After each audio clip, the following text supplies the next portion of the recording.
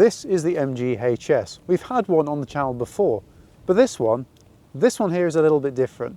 You see, the last HS we had on the channel, that was very much red, and this one here is blue.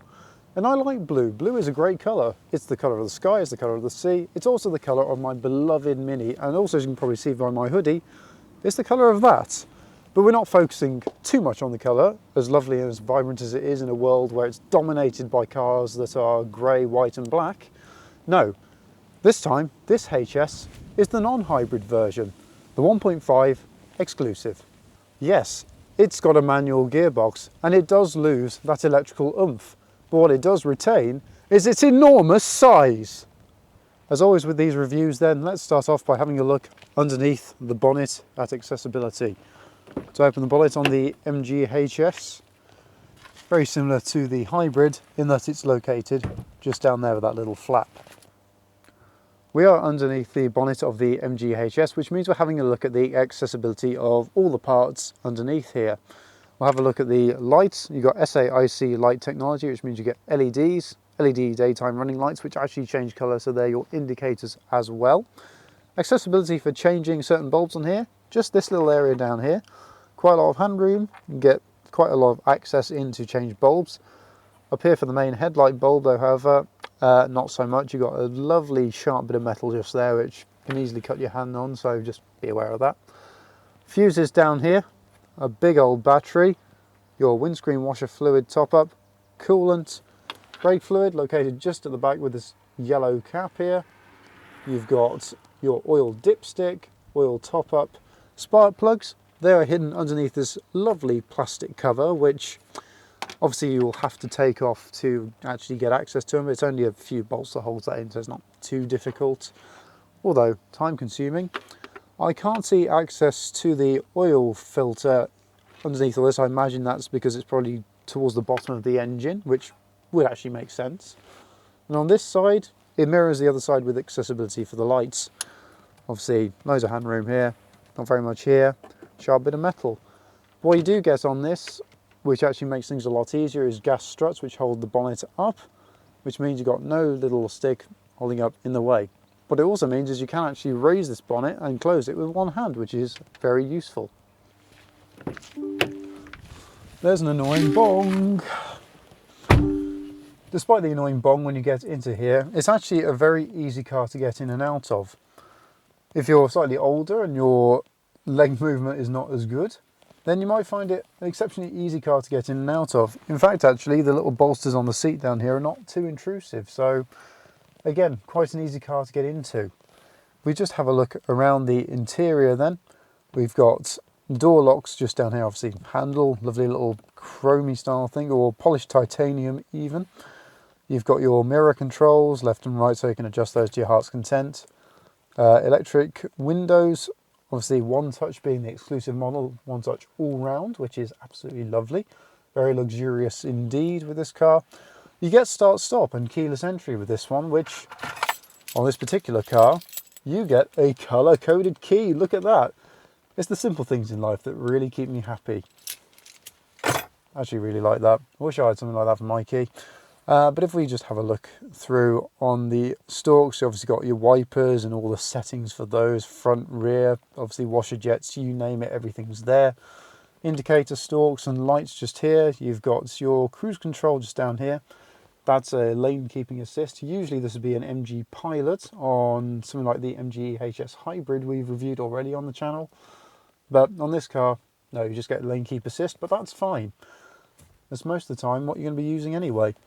On the steering wheel, you get a fairly standard steering wheel that exists throughout the MG range.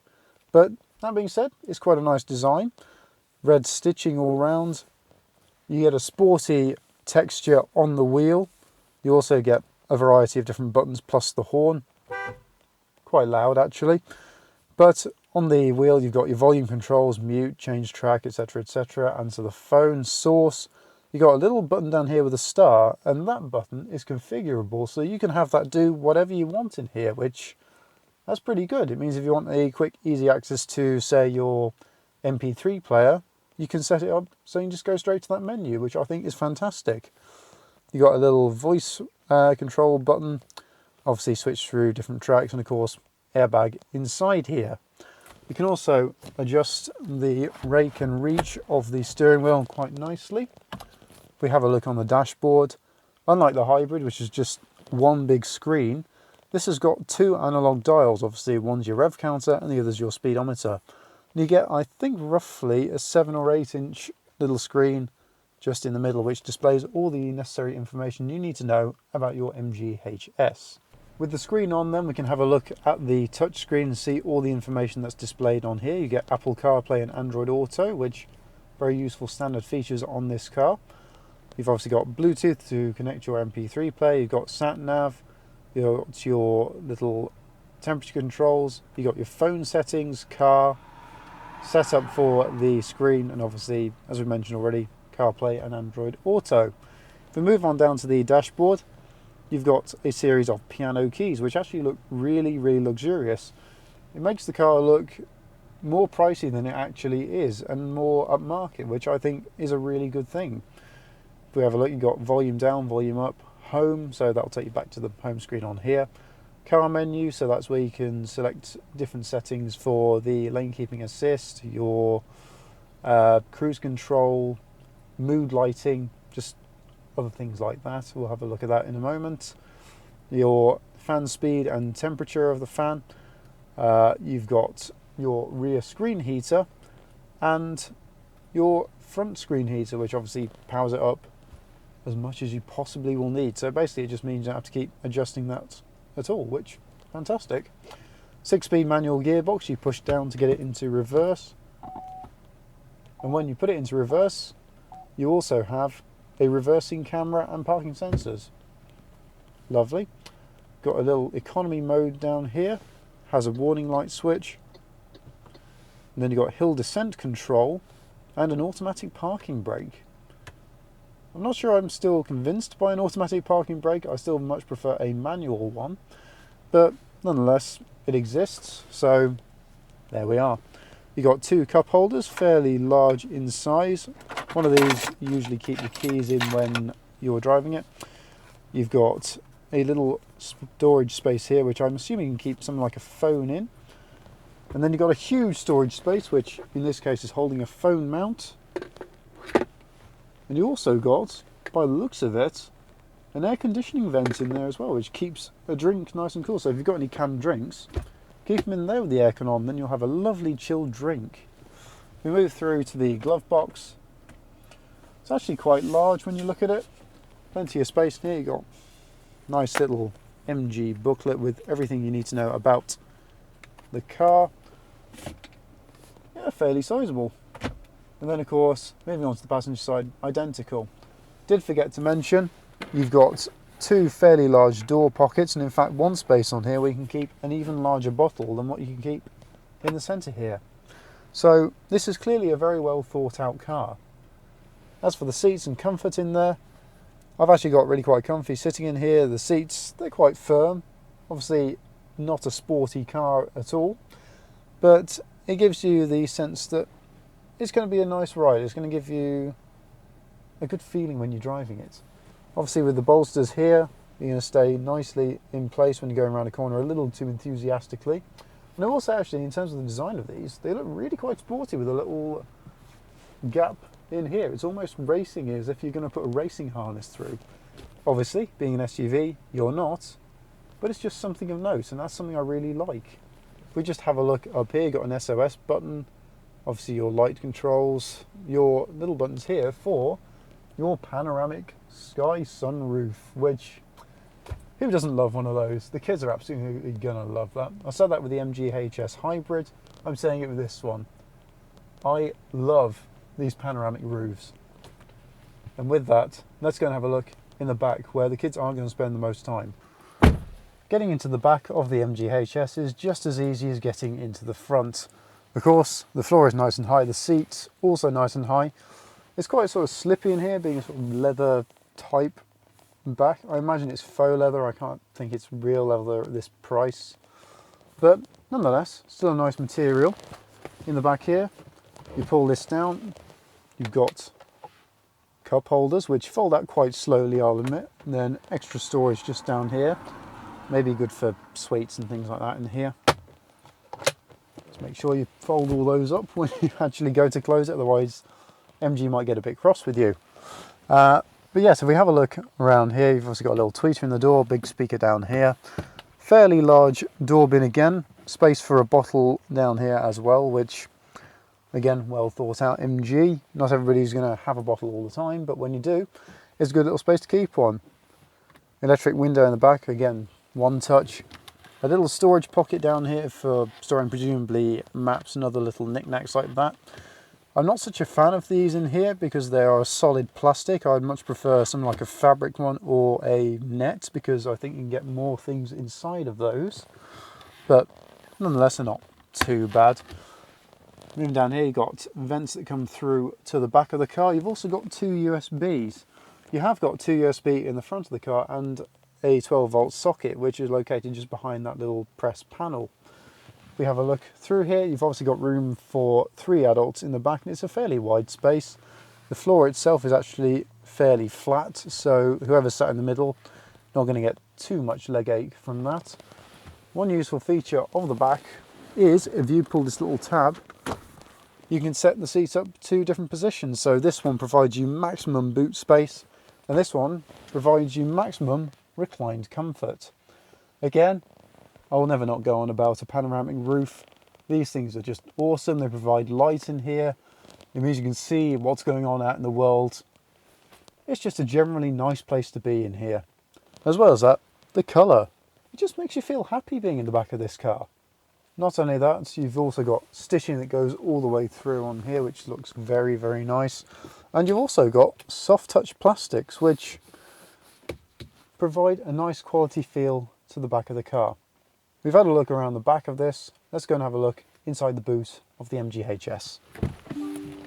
And more bonging. Going around to the back of the MGHS, opening the boot on this. It's all manual, you don't have any electronic aids with this, so you have to push the boot up yourself.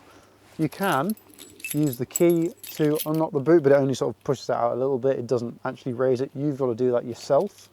But once you've actually got the boot open, you've got a fairly nice little space here. You've got 463 litres of room when the seats are folded up, and when they're folded down, you've got 1,454 litres, which that is ample room for the average family.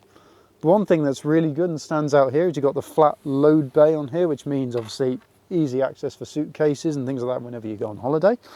You've got a little storage pocket down here, which off the top of my head, I can't think of anything particularly you can keep in here. Maybe you could keep what's underneath here in a warning triangle just in there. But that's already got a space in here, as you can see, because you've got this nice little area down here. You've got 2 flat trays, which you can keep many things in here. This car's got a tow bar located in here, so that maybe can give you an idea of where you could store that if you buy a car with that. On the subject of towing, unbraked trailers, this can tow 750 kilograms, whereas braked trailers or caravans, you can tow up to 1,750 kilograms, which, when you think about it, is quite a lot of weight behind a car like this. It is about 250 kilograms braked more than the hybrid version, so just bear that in mind when you're looking maybe to consider purchasing a tow car for your caravan, because let's face it, many people who buy a car like this will be using it for that kind of a purpose. But yes, if we continue with our search down here, you can't lift this up just one-handed, so you've got to use 2. But under here, there is enough space for a spare wheel, and it looks like you can get one as an option. This car does not have it, it's just got a tyre inflator kit. You've got your towing eye in here. But if you don't have the spare tyre in here, you get plenty of extra storage room. Now I would imagine actually, even if you did have a spare tyre, you've still got a bit extra around the edges. So again, very well thought out by MG. In the back here, you have a little tether for child seats, and you've got a little LED light just located on the edge here. Plenty of space, it sort of concaves in, which I think is really nice, provides just that little bit extra space. And as we mentioned, from the back, you can put the seats forwards or backwards just to provide more or less boot room or passenger space in the back. For extra practicality purposes, the seats split fold 60-40, which again, really good. It means you can have still at least 3 passengers or even 4 and still carry extra things in the back. Not only that, in the back here, you've got the little roller blind, which covers it all nicely up when you're on the move, or even if you're stuck inside a car park whilst you're at the shops. I think MG have done a really good job with this, and I can't wait to just give it a drive. And that's exactly what we're going to do now.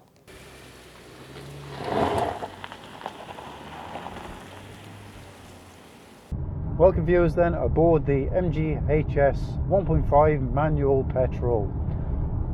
This car was launched October 2019, so quite a little while ago now. It's been out a few years. The hybrid version of this was launched in early 2020 here in the UK. This car was launched into the C segment, so a fairly large car really when you think about it. In fact, it's huge. It absolutely dwarfs my Fiat Panda I brought along for filming today. With the HS, you get the choice of only one engine, so you don't actually get a choice, do you? But that engine does produce 160 horsepower.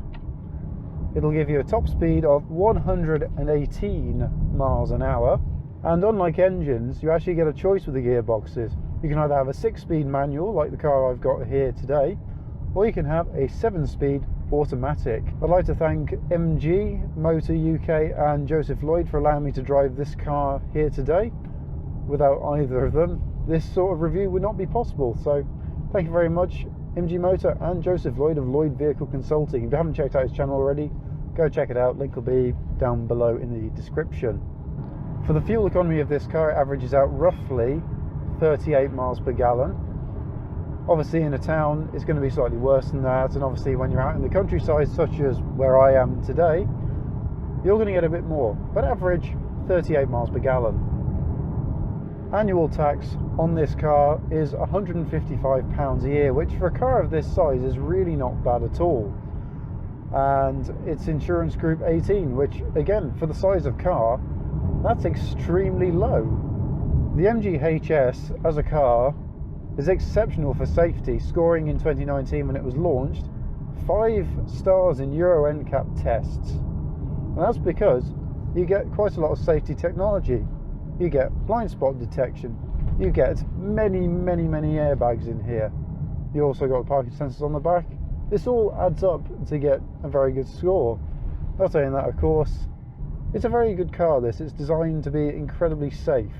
So you're probably sat at home wondering, how does the MG HS manual drive?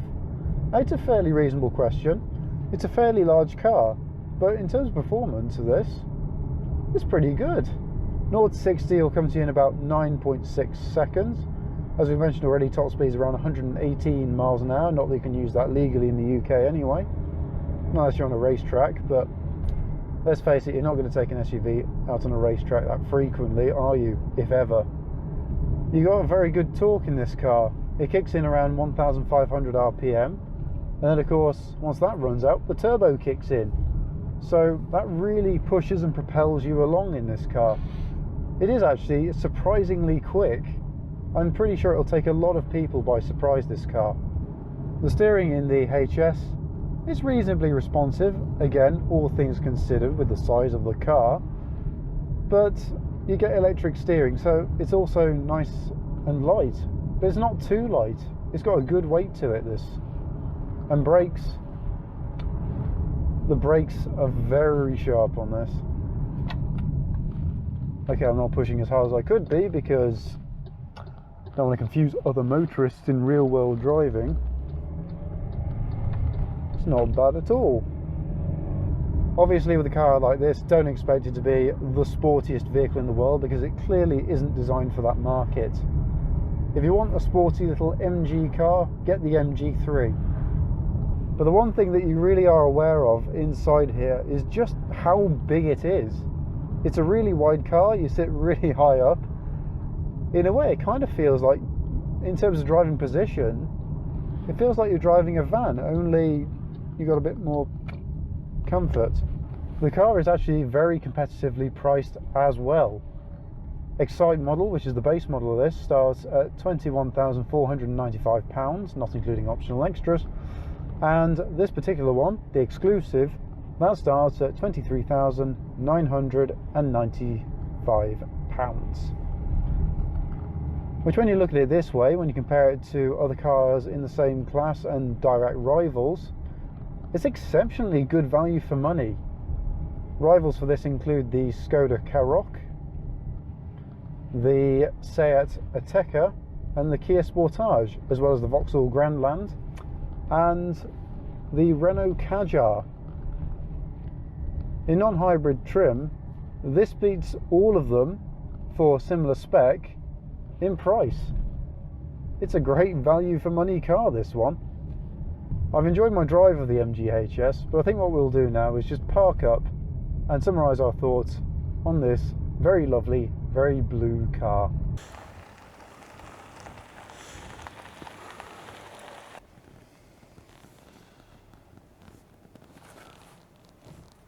The MG HS then.